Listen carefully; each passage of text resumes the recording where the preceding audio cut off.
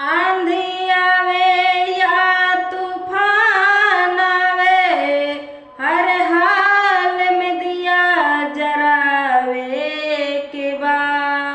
बुला रहल बा दीवाना ता दीवानी के आवे के बा।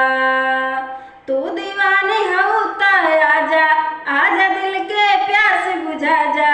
तू दीवानी हऊ ता आजा, आजा दिल के प्यास बुझा जा। नाता प्यार तोहर झूठा, इकरार तोहर झूठा। नाता प्यार तोहर झूठा, इकरार तोहर झूठा।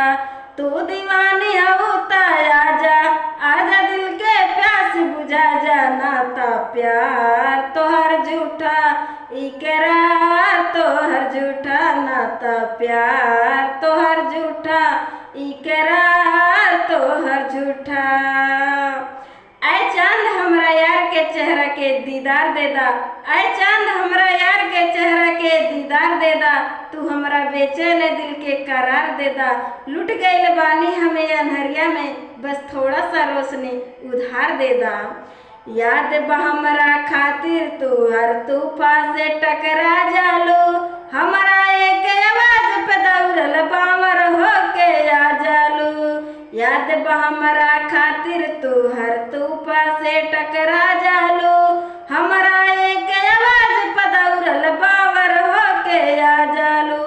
फिर से तूफान से टकरा जा, आजा सुन के सदा तू आजा। फिर से तूफान से टकरा जा, आजा सुन के सदा तू आजा। नाता प्यार तोहर झूठा, इकरार तोहर झूठा। नाता प्यार तोहर झूठा, इकरार तोहर झूठा।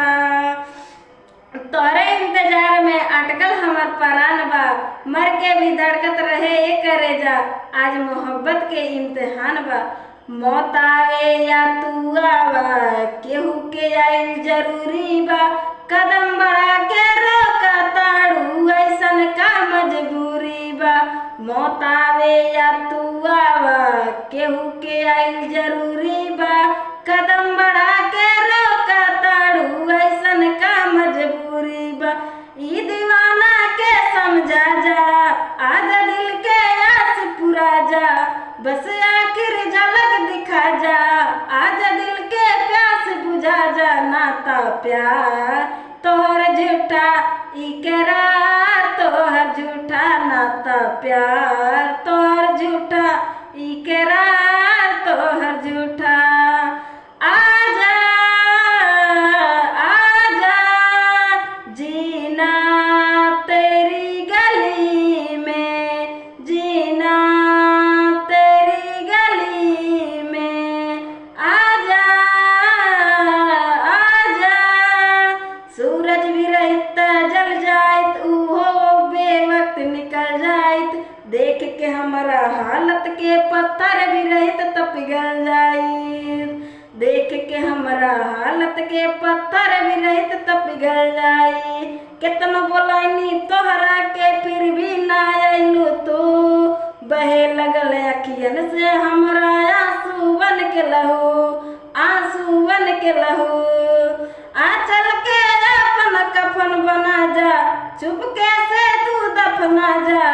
आंचल के कफन बना जा, चुपके से दफना जा। बस इतना वफा निभा दा, आंचल के कफन बना दा। एक बार गले से लगा के ए जान हमर दफना दा। नाता प्यार तोहर झूठा, इकरार तोहर झूठा। नाता प्यार तोहर झूठा, इकरार